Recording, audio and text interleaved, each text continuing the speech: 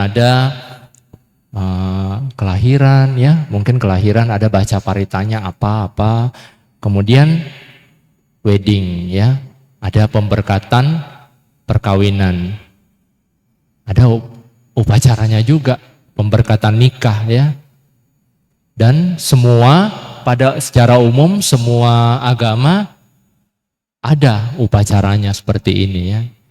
Oke, kita lanjut next. Nah, ternyata kita lihat upacara ini sebenarnya adalah salah satu bentuk terbentuk juga dari kebudayaan. Jadi ada unsur kebudayaan yang disesuaikan dengan tradisi perkembangan zaman pada satu negara, satu tempat, satu daerah. Jadi agama Buddha dulu menyebar kemana-mana itu turut beradaptasi, berbaur dengan kebiasaan-kebiasaan yang ada dengan masyarakat setempat. Ya, itulah kita melihat kenapa sekarang tradisi Buddhis itu ya mungkin kalau di negara A misalnya beda, di negara B beda, ya sedikit berbeda ya, secara umum sama, tetapi mungkin detailnya sedikit berbeda karena disesuaikan dengan kebiasaan atau tradisi dari masyarakat setempat ya. Nah, kita lihat di poin ketiga disebutkan bahwa Buddha Dhamma sebagai ajaran universal tidak mengalami perubahan, pengurangan maupun penambahan. Oleh sebab itu, manifestasi pemujaan kita pada Tiratana yang dijelmakan dalam bentuk upacara dan cara kebaktian hendaknya tetap didasari dengan pandangan benar sehingga tidak menyimpang dari Buddha Dhamma itu sendiri ya. Nah, apa maksudnya kira-kira teman-teman? Kadang-kadang kalau kita lihat di zaman sekarang yang terjadi ya, banyak bentuknya ya, banyak sekali bentuknya. Saya tidak bisa sebutkan satu persatu. Kadang-kadang suatu upacara itu diselenggarakan besar-besaran sampai kita menjadi abu-abu dengan makna dari upacara itu. Ya, jadi suatu upacara itu diadakan pasti punya maksud dan tujuan bagi kita dan bagi umat Buddha secara umum. Ya, ada pesan-pesan, nilai, makna yang ingin disampaikan ulang untuk generasi kita supaya karena kita menganggap itu suatu hal yang baik ya. Jadi dimanifestasikan melalui upacara. Saya kasih contoh Bapak Ibu ya. Seperti ya kita lihat puja bakti ya. Puja bakti mingguan. Kalau kita lihat bentuknya sebenarnya ini termasuk salah satu upacara juga ya. Upacara kecil. Kalau kita berpikir kenapa harus ada puja bakti mingguan Bapak Ibu? Ada yang bisa bantu? Kenapa kira-kira harus ada puja bakti mingguan? Memangnya enggak bisa puja bakti di rumah sendiri-sendiri? Ya, ada ai yang bilang bisa. Kalau bisa puja bakti di rumah sendiri-sendiri, kok harus repot ya kita datang di sini berkumpul puja bakti? Kan bisa sendiri-sendiri, ada yang bilang bisa. Benar, bisa, enggak salah. Ya. Kenapa kira-kira? Ada yang tahu alasannya? Ya. Ya, banyak ya, bisa banyak sebab. Yang pertama, kalau kita di rumah dan kita mau puja bakti sendiri, belum tentu kita jadi puja bakti, ya. Banyak gangguannya. Ya ibu-ibu mungkin mau masak, mau keluar belanja sesuatu, ya. Yang bapak-bapak mungkin mau kerja, ya. Atau kalau hari Minggu, ya tiba-tiba jenuh ke wihara. Yang ambil saya puja bakti di rumah ya. Saya kan bisa Ji. Korowin bilang bisa Ji puja bakti sendiri di rumah ya. Tiba-tiba dia ingat ya, ada film serinya belum selesai. Tidak jadi lagi puja bakti. Ya, jadi sebenarnya upacara puja bakti mingguan yang kita lakukan di aula ini itu tujuannya untuk supaya kita lebih semangat ya. Kalau kita lakukan secara bersama-sama, pasti kita lebih bersemangat baca paritanya, ya, meditasinya, mendengarkan dhammanya, kita lebih semangat. Itu yang satu. Dibanding kita sendiri-sendiri di rumah. Ya. Yang kedua, mungkin kalau kita ke wihara, kita terdorong untuk melakukan perbuatan-perbuatan baik. Misalnya, ya, selesai puja bakti, ketika kita melihat kotak dana, oh kita mungkin terdorong untuk berdana. Setelah ini mungkin ada dana makan biku, oh kita ikut deh dana makan biku. Mungkin yang malas meditasi, ya, kalau di rumah malas meditasi, kalau sendiri. Ketika di sini orang semua tutup mata, mau nggak mau kita juga terpaksa tutup mata. Walaupun pikirannya nggak tahu lari kemana ya.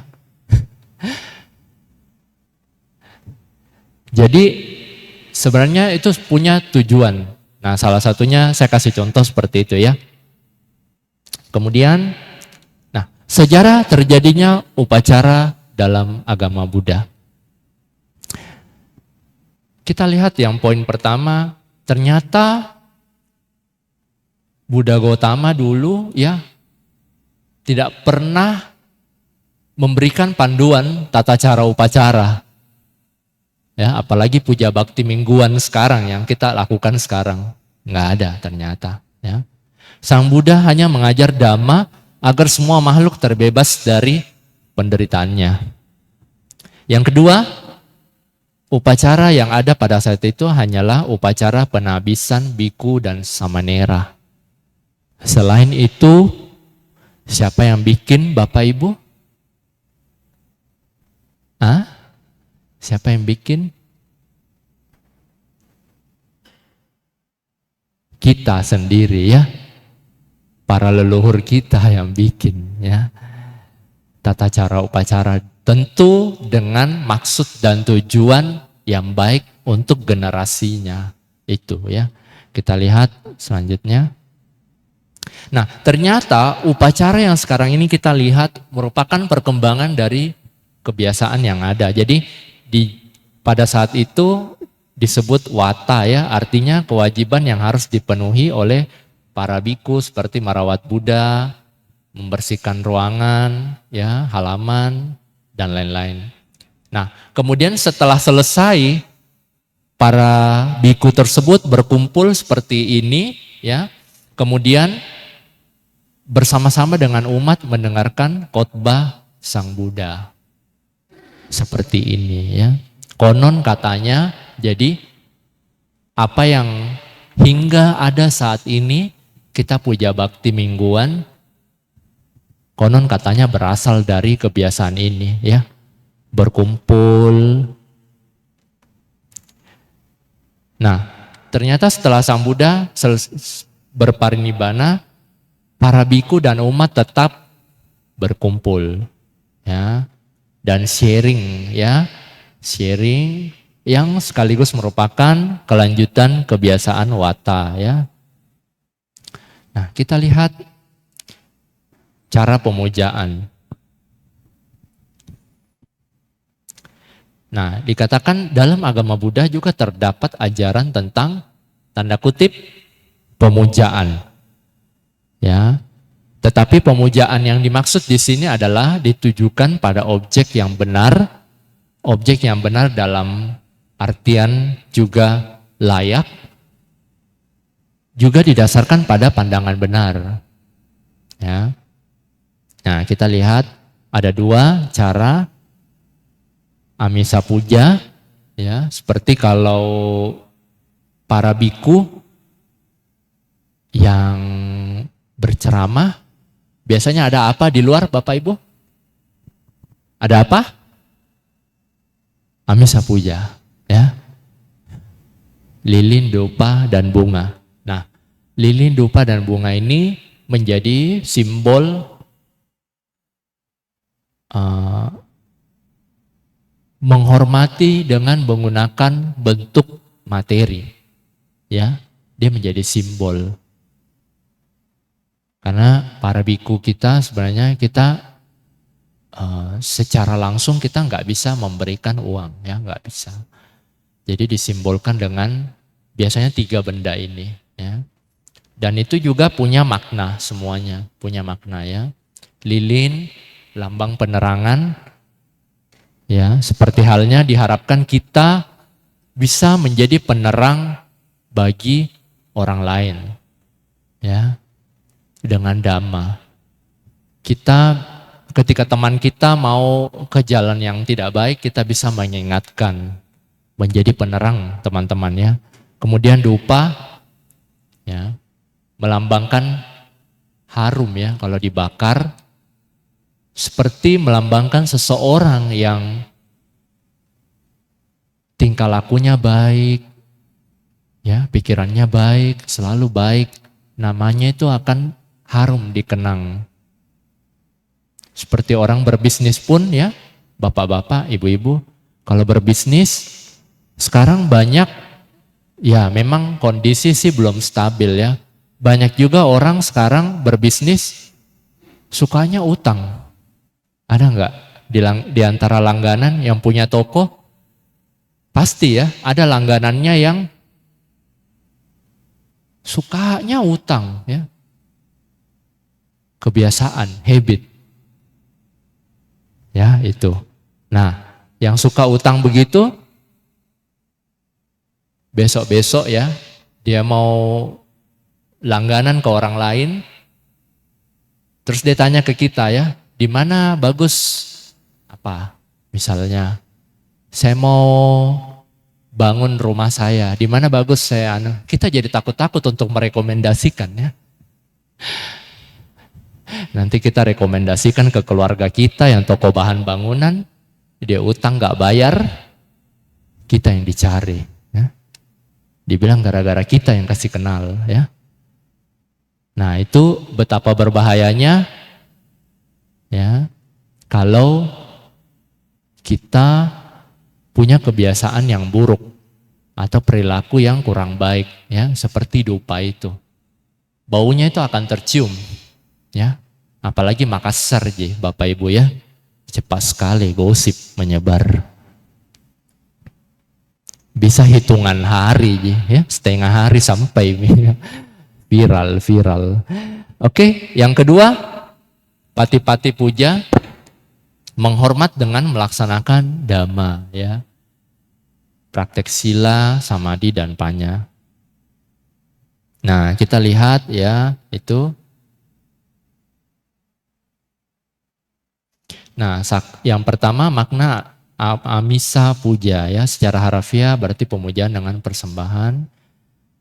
Dalam yang perlu diperhatikan, ada 4 hal yang perlu diperhatikan. Yang pertama, sakara memberikan persembahan materi seperti lilin, dupa, dan bunga, bentuknya itu. Kemudian garukara merenungkan nilai-nilai luhur dari objek pemujaan, ya. Nilai-nilai luhur tadi itu yang saya sebutkan Bapak Ibu, ya. Saya lupa mungkin ya, bunga melambangkan apa Bapak Ibu? Hah? Bunga? Hah? Apa Cak? Usia tua. Ya, betul, usia tua, ya, atau ketidakkekalan. Ya. Kecuali kalau zaman sekarang, ya, mungkin amisa pujanya bunga plastik, jangan heran, ya. Jangan bilang, ih kenapa ini bunganya tidak layu-layu? Ya, kalau mau terus dipakai bunga hidup, habis nanti, ya. Bunga di Malino habis, gara-gara kita. ya, mau selalu bunga hidup. Itu cuma simbol Bapak Ibu ya, mengingatkan kita bahwa hidup ini tidak kekal. Hidup ini ya iya kita pasti tua, mengkeriput, pasti akan sakit-sakitan dan mati. So, selagi masih sehat, ya rajin berbuat baik ya teman-teman. Oke, kita lanjut. Nah, macam-macam cetia berdasarkan objek pemujaannya. Disebutkan ada 4 macam. Pertama, datuk cetia bila altar terdapat relik Sang Buddha sebagai objek pemujaannya. Ya, misalnya di sini di altar ini ada reliknya, misalnya ya. Biasanya dikemas dalam kotak atau apa ya. Disebut datuk cetia. Kemudian pariboga cetia, bila altar memiliki barang-barang peninggalan Buddha yang pernah digunakan oleh beliau sebagai objek pemujaan, seperti jubah dan mangkuk. Ya, kayaknya ini tidak mungkin ya, karena kalau pun ada, pasti sudah dimuseumkan ya, barang langka. Kemudian dhamma cetia, bila altar memiliki petikan-petikan kitab suci Tipitaka. Ya, misalnya di altar ada ada bagian-bagian buku dari kitab suci Tipitaka ya. Sebenarnya di sini ada Bapak Ibu ya, cuma agak di samping yang sebelah sini. Ya. Mungkin ini beberapa bagian melambangkan ajaran ya. Kalau di teman-teman kita yang Buddhis Nichiren Shoshu itu di altarnya ya ciri khasnya rupang nggak ada, kosong, nggak ada rupang Buddha, cuman ada satu seperti lemari yang ketika mereka melakukan puja bakti itu dibuka. Nah di dalamnya sepertinya ada entah naskah atau buku yang melambangkan ajaran Bapak Ibu. Ya, seperti itu. Kemudian yang keempat, udesika cetia. Bila altar hanya memiliki Buddha rupang, gambar Buddha, pohon bodhi atau telapak kaki Buddha. Salah satunya ya. Nah, berarti kira-kira kalau kita ini masuk apa Bapak Ibu? Altar kita. Saya nggak tahu ini altarnya ada relik apa enggak ya. Kalau dilihat dari pengertiannya, altar kita masuk yang mana kira-kira? Pilihan ganda ya. Ya, kira-kira masuk nomor antara 1 atau 4 ya. Nomor 1 bila ada reliknya. Oke, kita lanjut. Nah, tadi lanjut ke poin ketiga dari yang ini ya. 4 hal yang perlu diperhatikan dalam menerapkan amisa puja. Kita lihat yang ketiga, memperlihatkan keyakinan berlandaskan pengertian yang benar atau manana. Ya, kita nggak bisa pungkiri Bapak Ibu, ya serta saudara-saudari sedama, mungkin masih banyak, mungkin masih ada di antara kita yang ketika menghormat ke rupang Buddha, ya, terus dia bilang, ya, semoga ini penyakitku bisa sembuh, ya, atau mungkin dia minta semoga toko saya besok selaris yang minggu-minggu kemarin ini, ya, atau mungkin dia minta macam-macam lah ya. Semoga ini saya ada tender, semoga bisa latok lah ya. Atau kalau yang broker rumah, semoga saya bisa closing, ini sudah mau lebaran ya, sudah mau liburan. Butuh banyak uang untuk libur. Ya. Nah, hati-hati Bapak Ibu, ketika kita menghormati kepada rupang, kemudian kita punya harapan seperti yang mungkin saya sebutkan tadi semua, ya. Mungkin itu kurang benar ya, Bapak Ibu ya. Karena sebenarnya definisi dari berhala ya seperti itu. Ketika kita meminta-minta kepada sesuatu, ya. Yang benar adalah ketika kita di depan rupang, ya, kita merenungkan sifat-sifat luhur dari Buddha, merenungkan dhamma, ajarannya, ya, dan bertekad untuk meneladani apa yang Buddha sudah tunjukkan untuk kita. Itu sebenarnya. Ya, jadi juga dari ajaran Dhamma yang beliau telah sampaikan, ya kita coba untuk mengingat kembali. Mungkin kita lagi marah ya. Saya pernah satu waktu ya, saya berkunjung ke rumah seseorang, jadi rupangnya itu nggak ada tempat dupanya gini, nggak ada ya, tidak seperti biasanya ya. Jadi rupangnya itu ya ada lampunya. Nah, jadi saya bilang, wah ini tumben ya tidak ada tempat tancap-tancap dupanya. Dia bilang, oh iya. Jadi dia menggunakan rupang tersebut sebagai media kalau dia mungkin lagi banyak pusing ya, lagi banyak masalah. Terus sudah mulai ya pikiran jengkel, sudah mulai timbul amarah, mulai timbul niat-niat jahat. Nah disitulah dia melihat rupang itu, kemudian kembali merenung. Ya, ketika dia merenung,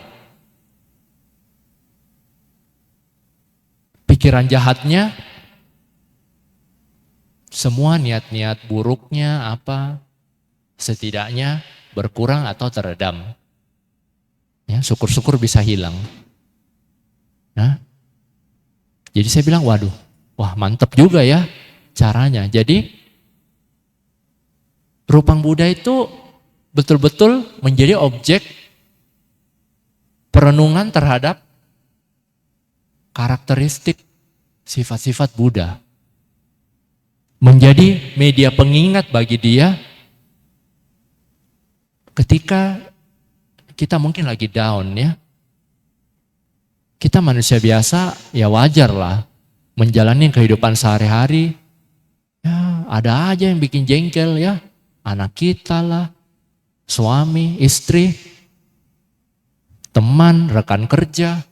Ada aja pasti yang bikin jengkel, bikin kita timbul keserakahan, timbul kebencian, timbul niat-niat jahat lainnya. Ya. Tetapi sejauh mana kita bisa menjadikan Buddha Dharma ini menjadi media pengingat kita selalu, sejauh mana Bapak Ibu? Ya, inilah yang disebutkan di poin ketiga, memperlihatkan keyakinan berlandaskan pengertian yang benar. Ya. Jadi kalau Anda ingin toko Anda rame, sukses, Anda ingin tadi penyakitnya hilang, ya harus banyak bikin karma baik, ya harus berusaha ke dokter, pergi periksakan kalau untuk yang sakit, ya yang mau tokonya laris, ya harus lebih rajin, bekerja keras, berpikir strateginya bagaimana, ya mempekerjakan banyak karyawan kah, dan sebagainya. Ya, semua ada caranya.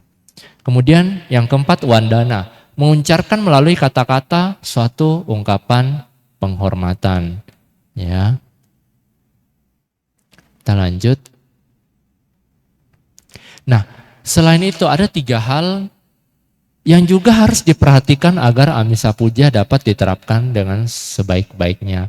Kita lihat wattu sampada, kesempurnaan materi, hasil dari diri sendiri, dan di situ ditulis halal ya.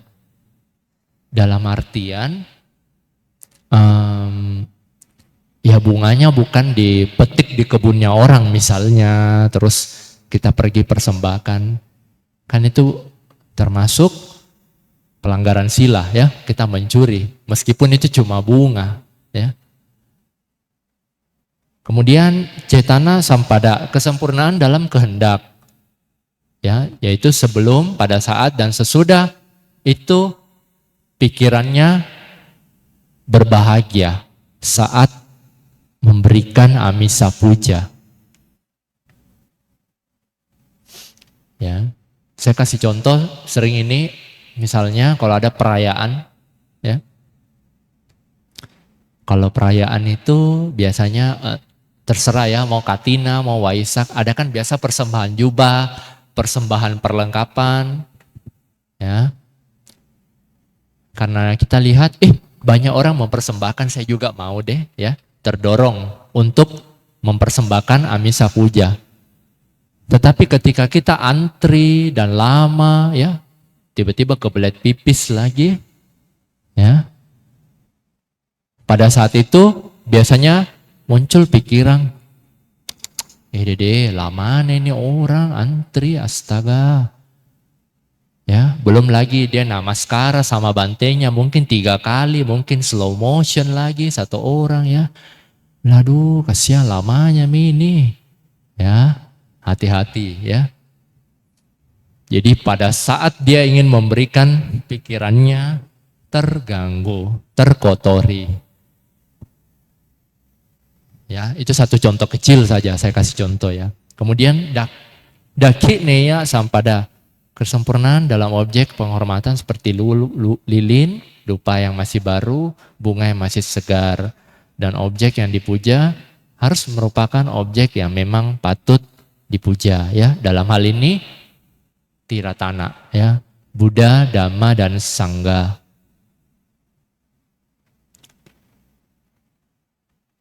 Nah, ternyata asal mulanya berasal dari kebiasaan Bante Ananda yang selalu merawat Buddha sehingga muncul kebiasaan amisa puja hingga saat ini ya.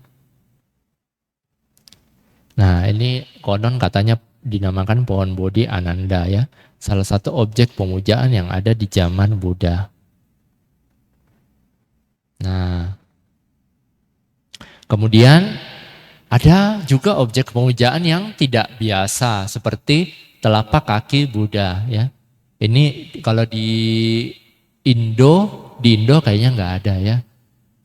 Sepertinya di luar negeri ya. Saya nggak tahu sih, saya nggak pernah Dhammayatra kodong ya. Siapa yang pernah Dhammayatra di sini? Ada? Hands up. Sepertinya kalau nggak salah di Dhammayatra ada ya. Atau di tanah suci tempat kelahiran Buddha dulu ada. Nah, kita lihat kurang lebih bentuknya seperti itu ya. Nah, kemudian yang kedua, ini yang penting ya, pati-pati puja. Secara harafiah berarti pemujaan dengan melaksanakan. Ya. Nah, kita lihat yang pertama, berlindung kepada tiratana, mengokohkan tekad. Itulah kenapa setiap kita puja bakti, parita tisarana selalu diulang. Sampai berapa kali Bapak Ibu? Tati, nyampi, diulang. Ya, diulang untuk mengokohkan kembali keyakinan kita, tekad kita. Bertekad melaksanakan Pancasila Buddhis yang itu tahulah ya. Bertekad melaksanakan Atang Sila atau 8 sila pada hari Uposatha ya. Bagi yang mampu ya. Bagi yang bisa. Kalau yang sebenarnya teman-teman di sini ada enggak yang biasa atas sila? Boleh dong saya tahu, hands up. Ada? Pada hari Uposatha, Koniko? Hari Kamis? Oh, oke. Bagus ya. Setiap hari Kamis kok maksudnya? Oh, oke. Luar biasa ya. Ada yang lain?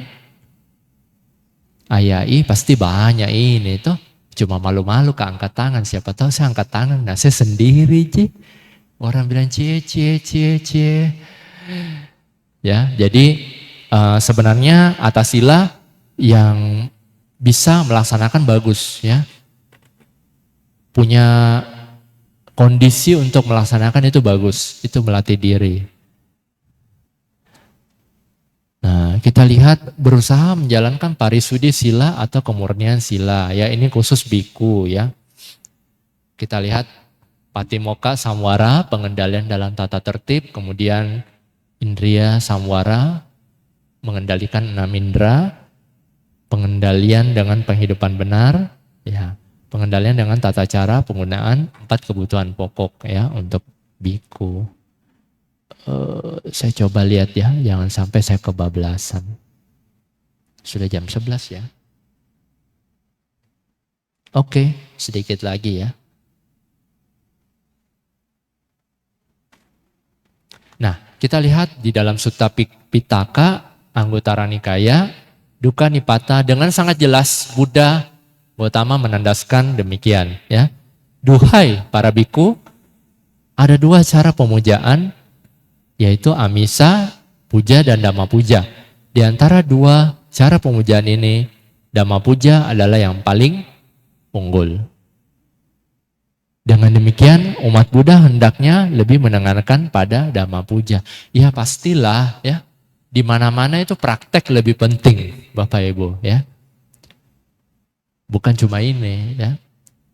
Tetapi perlu juga kita belajar sedikit teorinya supaya prakteknya ya tidak terlalu melenceng. Nah, saya ingin cerita sedikit Bapak Ibu, kita yang etnis Tionghoa sebenarnya kalau mau dilihat kehidupan kita sebenarnya banyak sekali jenis upacara yang kita lalui tiap tahun. Banyak sekali ya. Yang berhubungan dengan tradisi kita orang Tionghoa. Antara lain apa Bapak Ibu? Yang paling dekat ini apa? Tradisi Cengbeng ya. Apalagi? Kalau biasanya ya mau Imlek atau setelah Imlek, ada ndak yang Bapak Ibunya masih sembayang? Ya, cupa ya. Terus Pai Tiengkong yang sebelum Imlek itu masih ada kan yang Pai Tiengkong begitu?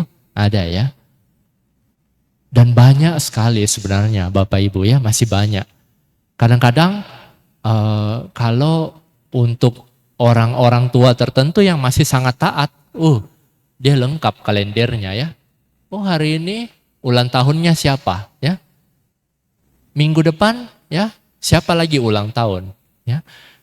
Minggu depannya lagi Ciong apa ya, Tai Sui apa ya, lengkap. Ya banyak sekali sebenarnya kita orang Tionghoa. Ya, yang ingin saya pesan kepada Bapak dan Ibu, ya, karena saya juga punya keluarga, masih ada keluarga saya yang tradisinya masih sangat kuat, ya, tradisi sembahyang masih sangat kuat. Sebenarnya sih oke-oke saja ya. Anda mau sembayangnya sampai seperti apa? Tiap orang kan beda. Ya, tiap orang beda caranya. Maksudnya sembayangnya itu sampai sebagaimananya caranya beda. Ya. Saya kasih contoh seperti Pai Tiengkong ya. Itu banyak macam ya. Ada yang 10 macam. Ada toh? Ya, 10 macam buah, 10 macam apa? Kue misalnya, 10 macam cai lah. Ada yang 5 macam, ada yang 3, macam-macam. Ya. Jarang ada yang 4 ya. Karena seperti biasa kita orang Tionghoa ya, tidak mau bersentuhan dengan angka 4. Ya, yang ingin saya pesan adalah bahwa oke-oke saja kita sembahyang ya, tetapi jangan sampai itu membuat anak-anak kita merasa, kok ini repot ya? Kok kita agama Buddha repot sekali ya? Ada enggak di sini yang masih muda-muda yang mungkin merasa begitu? Ya. Sehingga tak ayal banyak juga generasi kita, bahkan mungkin kita-kita yang akhirnya anak-anak kita, generasi kita lebih mencari ke yang praktis. Dia nggak mau susah. Akhirnya apa Bapak Ibu? Dia mencari jalan lain, dia pindah. Ya. Ini banyak sekali yang saya lihat fenomena seperti ini. Dulu banyak sekali terjadi. Sebenarnya ya. Kenapa? Karena ketika anak-anak ini bertanya kepada orang tuanya, "Mak, ini apa maksudnya? Kita sembahyang ini kenapa harus 10 macam, segala macam?" Ya. Saya ada keluarga saya yang sudah pindah juga. Dia bercerita ke saya alasan dia pindah. Ya. Ayahnya itu seorang yang sangat taat dengan upacara sembahyang itu, ya. Jadi 10 macam. Dia tanya papanya, ya, "Pak, ini kenapa harus 10 macam ya? Kok tiap kita mau sembahyang kita, waduh kayak repot sekali ya, kayak enggak bisa dia kerja hal lain. Selain untuk mengurus sembahyang itu ya harus 10 macam semua. Bayangkan buahnya 10 macam, ya, makanannya 10 macam, kuenya 10 macam, ya, enggak tahu apa lagi 10 macam ya." Papanya bilang apa, ya? "Oh iya, kita ini sembahyang, ini kita sembahyang sama Tien, ya, untuk rejeki. Ya, supaya tiap tahun kita ada rejeki," katanya. Kemudian anak ini mulai berpikir yang keluarga saya, kalau memang orang harus sembahyang banyak untuk mendapatkan banyak rejeki, berarti rejeki itu hanya milik orang-orang yang kaya. Karena orang yang sembahyang sedikit misalnya, berarti rezekinya kurang dong. Yang dia katakan logika juga. Nah, ketika banyaknya pertanyaan-pertanyaannya seperti itu yang tidak masuk di nalarnya, akhirnya dia memilih jalan lain, Bapak Ibu. Sayang sekali dia tidak ketemu Dhamma. Sayang sekali dia belum pernah dengar dan mengetahui, ya, bagaimana luar biasanya ajaran Buddha. Dia cuman mendapatkan kulit luarnya, dalam hal ini upacara-upacara yang bagi dia itu merepotkan. Sayang sekali ya. Dan ini fenomena ini banyak sekali terjadi ya. Jadi untuk Bapak dan Ibu ya sembahyang tetap bisa ya. Tetapi jangan sampai kita itu harus rajin sharing ke anak-anak kita ya. Apa pandangannya, seperti apa. Kita harus tahu pendapatnya keluarga. Karena keluarga itu satu tim. Ya. Apa pandangannya, maknanya apa. Ketika anak-anak kita bertanya, kita harus bisa menjelaskan maknanya apa. Jangan sampai kita sendiri maknanya sudah melenceng. Karena kita sibuk menyiapkan sembahyang ini, maknanya kita bingung sudah. Ini maknanya juga apa? Ya. Kadang-kadang ada keluarga saya yang ditanya, dia bilang, "Ya kita sembahyang ini karena dari dulu kita punya nenek-nenek ya begitu sembahyang." Jadi saya takut karena nenek-nenek dulu saya pesan, kamu harus teruskan ini ya. Kalau tidak ya, jadi seperti kutukan ya. Kalau tidak nanti rezekimu seret lah ya. Kamu punya generasi gak baik dan segala macam. Waduh, ini jadi kayak, sembayangnya jadi kayak apa ya. Kayak upeti yang harus dilakukan setiap tahun. Dan ini bahaya sekali ya. Ketika maknanya sudah bergeser dan menyimpang begitu, ya percayalah nanti ya anak-anak kita dia akan meninggalkan perlahan-lahan ya. Bukan perlahan-lahan lagi ya, Karena kejadian sudah banyak yang meninggalkan. Ya, itu pesan saya untuk yang orang tua harus disesuaikan dengan pertama kemampuan ya, kedua dengan kondisi-kondisi yang ada. Ya. Dan yang ketiga, jangan sampai maknanya bergeser ya. Untuk yang muda-muda ya, jangan sampai saya ceramah begini, pulang dia kasih tau mamanya, "Mak, Pak, saya barusan dengar itu korowin ya. Mulai sekarang hentikan mau semua itu sembahyang-sembayangmu ya. Yang katanya menyimpanglah apa, enggak seperti itu juga ya. Enggak seperti itu ya. Tidak boleh seperti itu. Ya, karena semua itu punya makna ya.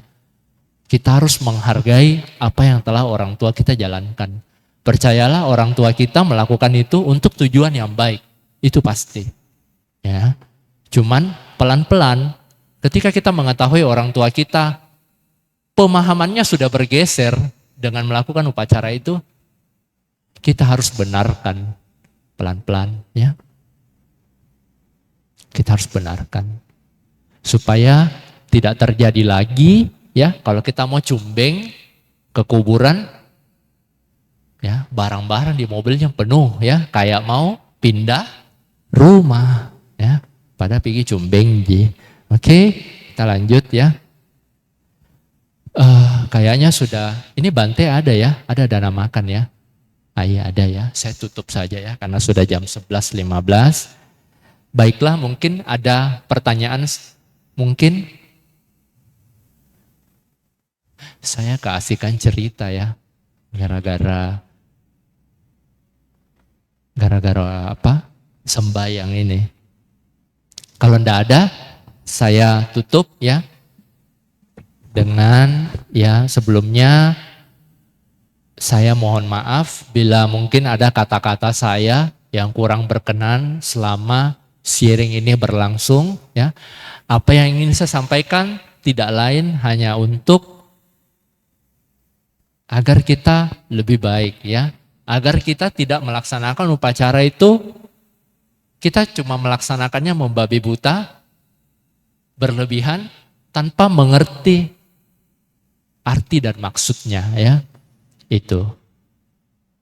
Lakukanlah yang memberikan manfaat untuk kita, untuk generasi kita, manfaat yang bisa kita wariskan untuk generasi kita, ya, supaya generasi kita bisa tetap